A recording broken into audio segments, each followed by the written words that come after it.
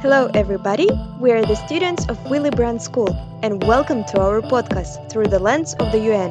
In a short while, you will listen to the most pressuring issues around the world from the United Nations perspective.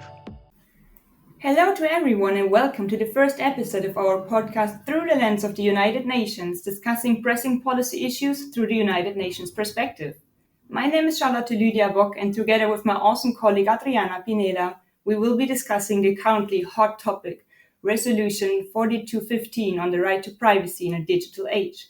Adriana, what can our listeners look forward to in the upcoming 40 minutes? Well, there is a lot to learn about today. In particular, we will explain why we lack frameworks to protect the right to privacy within the UN system. We will discuss what privacy and surveillance mean and what are its threats. We will focus on the shift toward privacy of health data and the COVID-19 pandemic, and we will discuss the main points of the Resolution 147 approved by the General Assembly. We will also explore health data privacy protection and how UN members can get away with practices that, though complying with UN recommendations, do not acknowledge the right to privacy. That's true. Some states don't even come close to the UN minimum standards. But how to protect personal data then?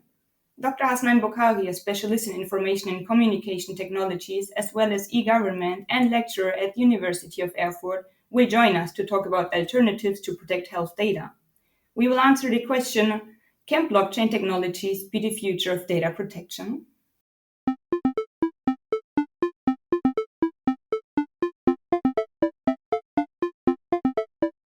Welcome back. Adriana, before diving into today's resolution, may you can explain to us what do we mean when we talk about surveillance and privacy? Privacy is a human right, recognized as one in the Universal Declaration of Human Rights and in the International Covenant of Civil and Political Rights. Privacy is the right each person has to control who has access to their personal information. Standing against privacy is surveillance, which is, in words of Professor David Leon, the focused, systematic, and routine attention to personal details for purposes of influence, management, protection, or direction. That sounds almost scary and reminds me of George Orwell's 1984. True. In fact, we're not far from that. In his academic article titled The Dangers of Surveillance, Professor Neil Richards from the Washington University School of Law gives a brilliant exposition on the risk of surveillance. To summarize it, he talks about the threats of power and breaching intellectual privacy. Surveillance creates a power relationship between the watcher and the watched, with the watcher on the powerful position. Having personal information from the observed means that the observer can blackmail, discredit, persuade, and discriminate against the watched. That happens whether the target is aware or not of the surveillance. But when the watched realizes that he's observed, they restrict their own behavior in fear of committing something inappropriate. That is horrifying. Indeed, the observer no longer seeks to know about ideas that may be socially deviant because of the continual judgment they are submitted to. This means a restriction of their civil rights, like freedom of thought or freedom of assembly, therefore undermining other human rights. Wow, that sounds like science fiction, but it's reality. Yes, that is a sad truth. Even though privacy is a human right, the topic entered the international, political, and public agenda 8 years ago, when Edward Snowden made public two programs that the US National Security Agency used to spy, allegedly, only on foreigners. The first program was PRISM. PRISM took advantage that the world's internet traffic passes through the United States servers and enlisted several internet companies as their providers of intelligence, such as Google, Facebook, Microsoft, and Apple. Upstream, the second program leaked by Snowden, on the other hand, enlisted telecommunication companies for the same purpose. Prisms and Upstream are clear examples of modern programs of mass surveillance and how the internet can turn into an easy and cheap place to gather intelligence and to increase surveillance. But what is the UN take on this shocking human right violating practice, Charlotte? That is a justified question, Ariana. This leads us to the resolution 4215 on the right to privacy in a digital age, adopted by the Human Rights Council on 26th of September 2019. The preamble of the resolution highlights the current challenges to privacy, among them the need to create frameworks, the disregard for human rights within the surveillance, and the challenge that containing the COVID-19 pandemic posed to safeguard privacy. The resolution calls upon both states and businesses to protect the right to privacy. It asks states to create legislation that safeguards privacy and to give reparation to those whose data was arbitrary or unlawfully collected. The resolution also calls upon businesses to put into place practices that respect privacy. The resolution was presented by Germany on behalf of Brazil, the duo that has been pushing forward the discussion on privacy within the UN. There were remarks by Iran, but all but one of the members of the Five Eye Alliance, a group of states that cooperate in intercepting signals for intelligence gathering. Most of them made a point of what they agree or miss from the resolution, such as a mention of the use of social media by terrorists, that's a mention that Iran made, or the removal of sexual orientation and gender identity from the resolution. That was from the United Kingdom and New Zealand.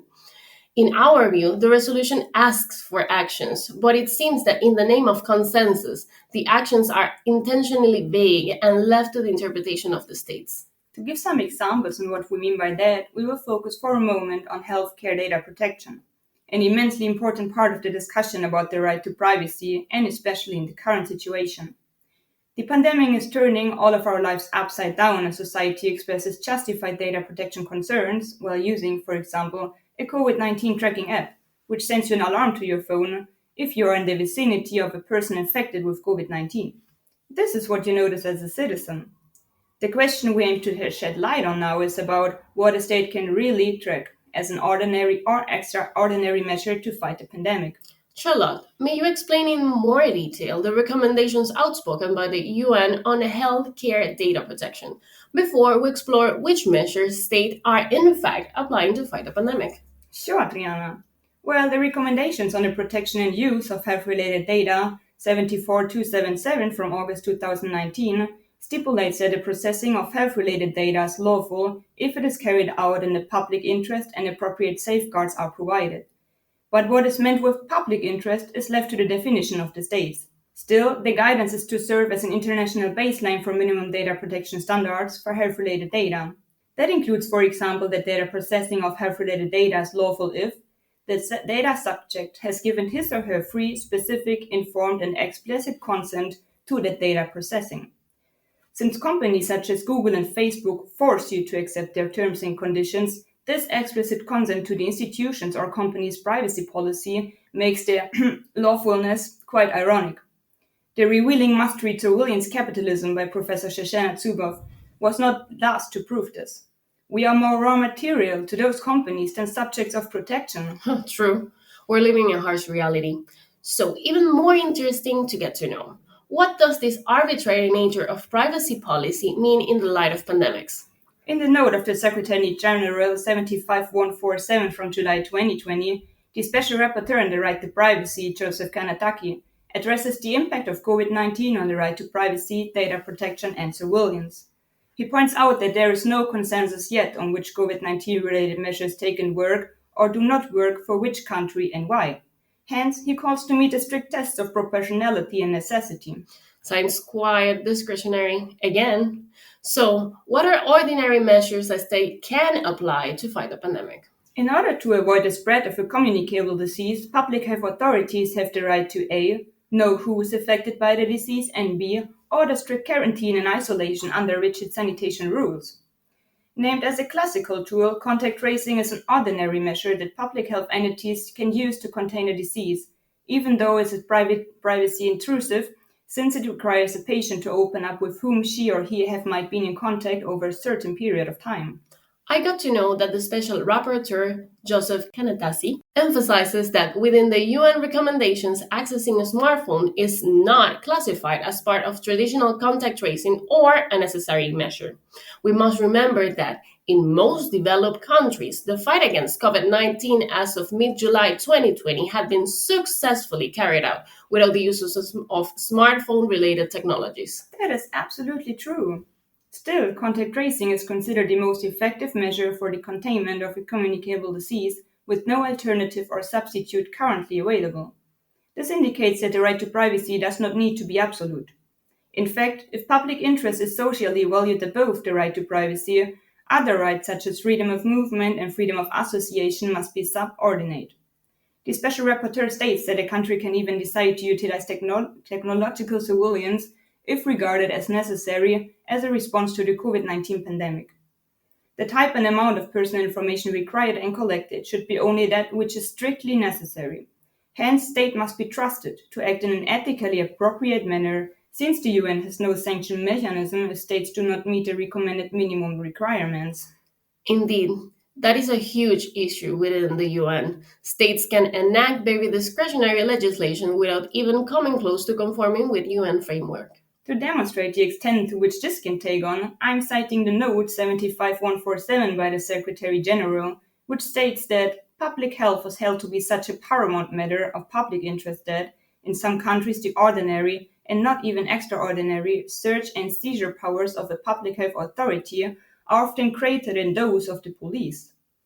This extraordinary situation of the pandemic empowers public health authorities to apply measures which can include literally anything imaginable that is necessary to reduce, eliminate, or remove a threat to public health, like orders that any person must undergo a medical examination or orders that any substance or object be seized, destroyed, or disposed of.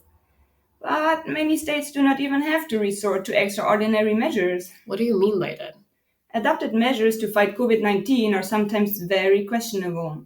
What is even more outstanding, however, is that some states did not even have to resort to extraordinary measures. The Republic of Korea as well as Israel both are using hybrid systems of technical surveillance, conventionally used in law enforcement and for counter-terrorism to fight the pandemic. Interestingly, in the Republic of Korea, the state can legally and by default track as conventional method credit and debit card transactions. This means that Korean authorities can see where a person has shopped, eaten, and traveled. Additionally, the state can obtain phone location logs from mobile operators or details captured by the extensive networks of surveillance cameras. Israel goes a step further and uses technologies designed for counterterrorism to fight the spread of COVID-19. For instance, the Israeli Security Agency provides the government of Israel with the routes of coronavirus carriers and lists of individuals with whom they have been in close contact. Or, in the case of Malta, even though emphasized as a good case practice when it comes to successful handling of the virus, the state did not wait for the existence of a public health emergency to give itself a legal basis to access all of a person's technical device. As an ordinary measure, the Malta Public Health Act provides health authorities with the legal right to inspect or extract any record relevant to public health, which gives them the power to seize any technical device at any time from any individual. And that's without a pandemic backing them up. Huh. That is privacy invasion, but on a high and legal level.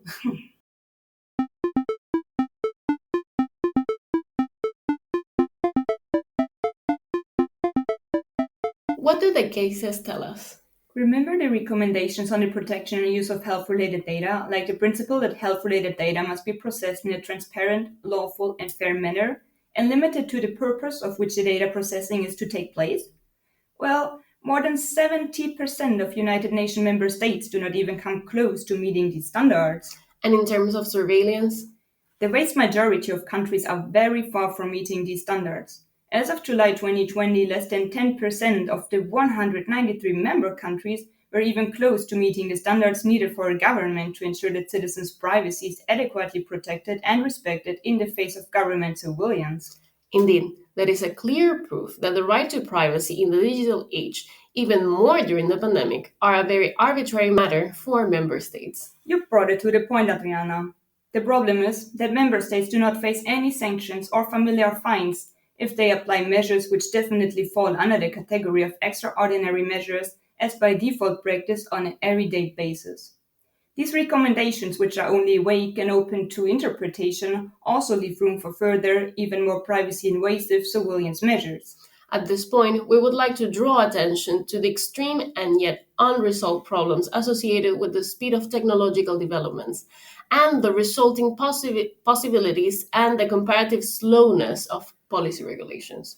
True. We as a global society face the challenge that a legal vacuum is being created or rather already exists. Especially with regard to individual biometric data and profiling, there are high risks for the security of personal health data. Profiling can be used to create exact patient profiles, which indicate that which disease a person could get in the future or how old the person is likely to become. Under no circumstances should this data be shared for commercial purposes, such as insurance companies.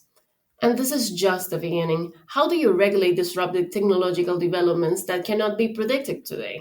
In this respect, a legal vacuum will emerge even more quickly and even more often. What can the United Nations do to counteract this? That is the question which rapidly has to be solved. Even though private data privacy is the most frequently addressed topic in personal health data literature, followed by data sharing, there are no definite solutions to the problem of personal health data security if these can exist at all. Some researchers, in desperation, say that an effective way to ensure patients' privacy in healthcare data would be to hide a needle in the haystack. Other methods refer to attribute based encryption, access control, and storage path encryption. However, the problem is always present and always poses a huge challenge to data protection and healthcare institutions, especially with regard to the scalability problem of data protection. What seems to be a promising solution are blockchain technologies. The blockchain eliminates the middleman. So, blockchain healthcare systems only allow access to healthcare data to persons being part of the blockchain architecture. Yeah, that sounds like a very promising approach indeed. To dive deeper into this topic, we will be talking to Dr. Hasnain Bokahari in the next section.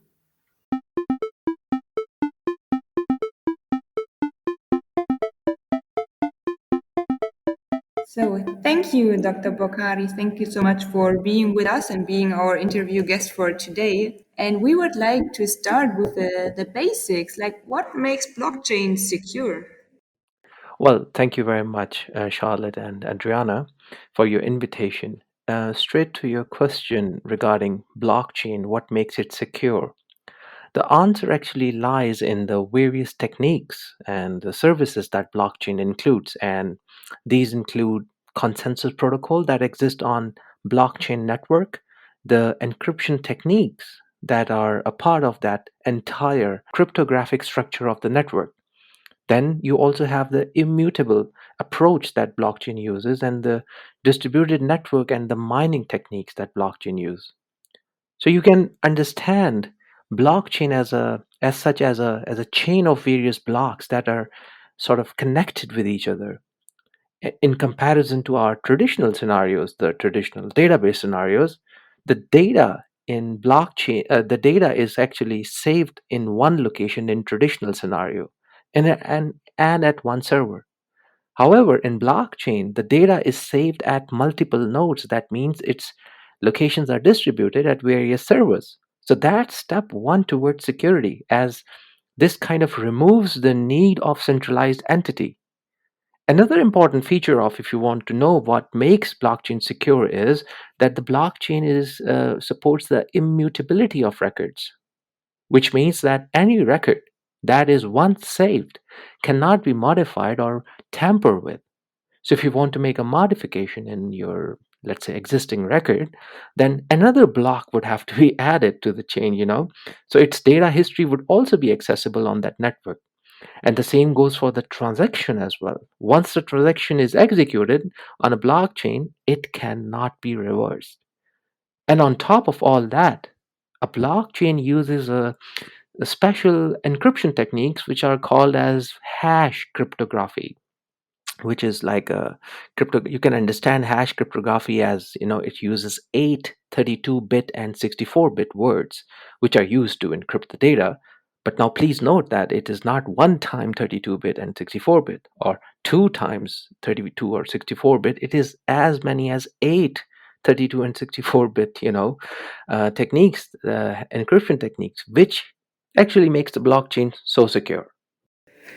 Interesting. Thank you so much for those valuable insights. Mhm. And yeah, well, nothing is perfect and every system is prone to weaknesses. In case of Europe, are there any downsides to blockchain for data protection, particularly with reference to health data? Um, actually, Europe has been among the early adopters of blockchain, along with our new technologies such as big data, AI, the artificial intelligence, and Internet of Things, blockchain, is among the top digital priority of Europe due to its, particularly, of course, the security. And there are different ways to look at it, the European blockchain scenario. Europe has started, you might be surprised, that its own AI and blockchain investment fund. And the European Commission supports this investment in blockchain by supporting startups and projects through this particular fund. And the European Commission is in partnership with European Investment Fund that has provided, I suppose, up to 100 million euros to set up this first a European AI and blockchain investment fund. Another way to look at it is also the European Blockchain Partnership, which is a giant initiative of EU and EEA member states, and also the European Commission, and they jointly develop a common EU strategy on blockchain for cross-border public services. So you can understand from these examples how much interest that European Union is taking in blockchain. The ultimate wish is also to develop, the European blockchain service infrastructure, which we refer to as EPSI, which means in Europe we can access our, let's say, notarized data for our digital audit trails and educational records across Europe. And also our digital identity data can also be accessed anywhere in Europe once this EPSI is being established. Now, there is, another way to look at it. You must be aware that Europe has a program called as Horizon 2020 or Horizon Europe. And there are a number of sectors that benefit from the Horizon 2020 program. And EU wants to use blockchain for these sectors. Now, it would be of interest to you and pretty much relevant to the question you asked that healthcare is among the top three sectors, along with Internet of Things and cybersecurity, which are going to benefit from blockchain. And currently, our health data exists in Europe in various public and private entities, and there are multiple standards being used regarding our health records. What EU may plan to do is to move our electronic health records (EHR) that will be available at public and private data networks on blockchain network, making the transactions as well as our data more secure.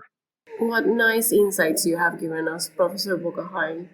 Um, Moving on to another topic. The resolution, the right of privacy in the digital age, calls upon states and enterprise to safeguard the privacy of individuals. But it begs the question, is there anything individuals themselves can do to safeguard their data and particularly their health data, or are we at the mercy of healthcare providers and governments to safeguard it? I believe the resolution you have mentioned, the right to privacy in digital aid, I suppose you're referring to the one that was tabled and approved by the United Nations General Assembly, in which United Nations Human Rights Council considered privacy as a fundamental human right. And based on that particular resolution, Human Rights Council advocated that no individual shall be subjected to unlawful interference with her or his privacy, and it could be it family or home or any correspondence that person conducts it. Now, you might find it useful, which not a lot of people discuss about, is that the same resolution has very clearly pointed out that Human Rights Council will actively debate and invite relevant stakeholders to further discuss the this automated decision making system, which is synonymous with machine learning technologies and artificial intelligence. Now, the United Nations wish that proper safeguards be followed to avoid this impact on the right to privacy. Now, when it comes to our customer to business data, the one that we share with private business entities, we can say that we do have, to a larger extent, control on it, or at least we can try to have control on it because it is us as individuals and with our consent that we sign up for these web services.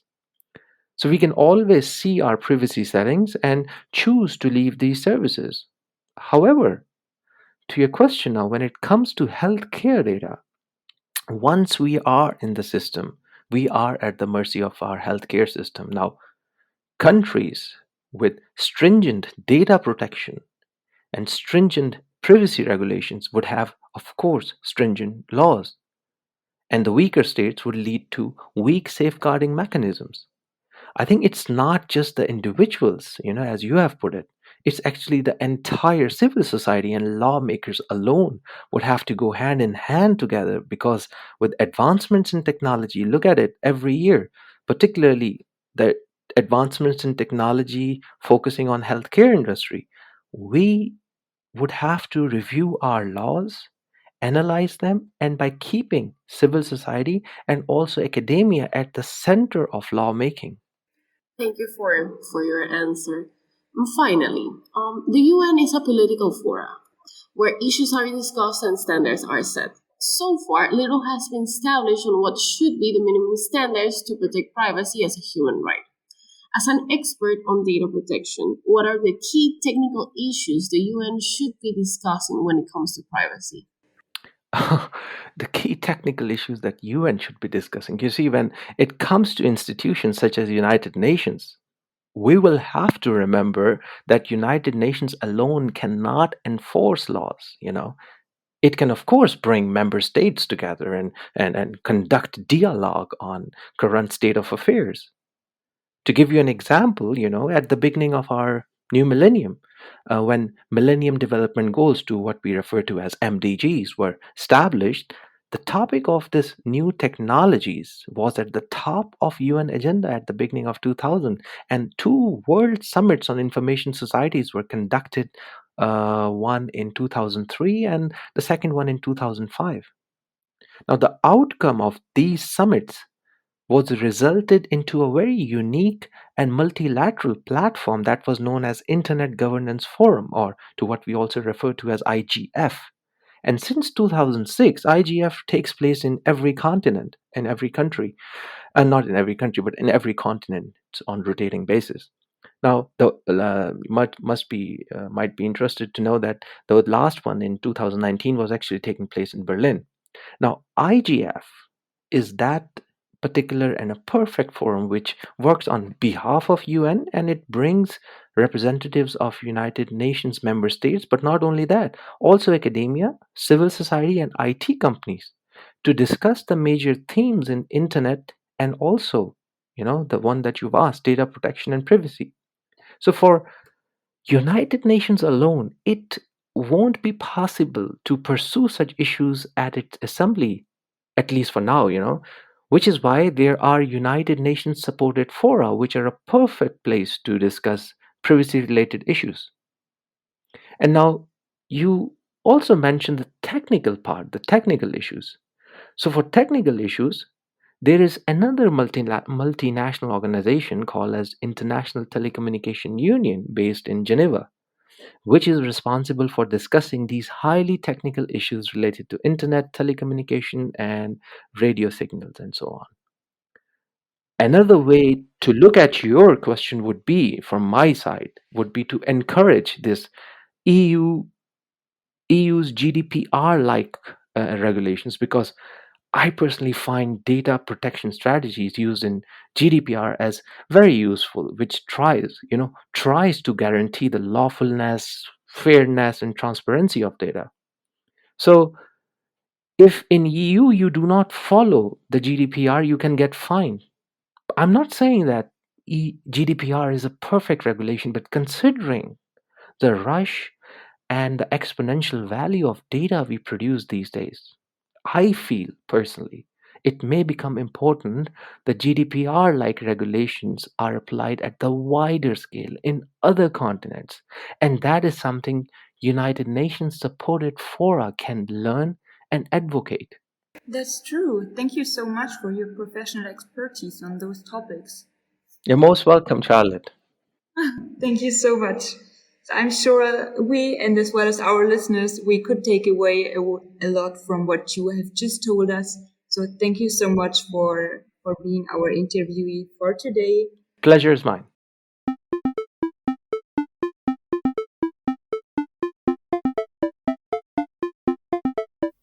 Thank you for listening. We hope that we have given you an understanding of the challenges associated with the right to privacy in the digital age and the resulting solutions. Stay curious for the upcoming episodes from our podcast Through the Lens of the United Nations.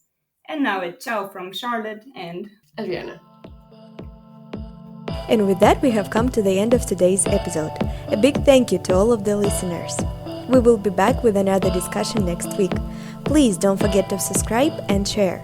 And for the curious ones, visit us at Willy Brandt's Bulletin page for more episodes.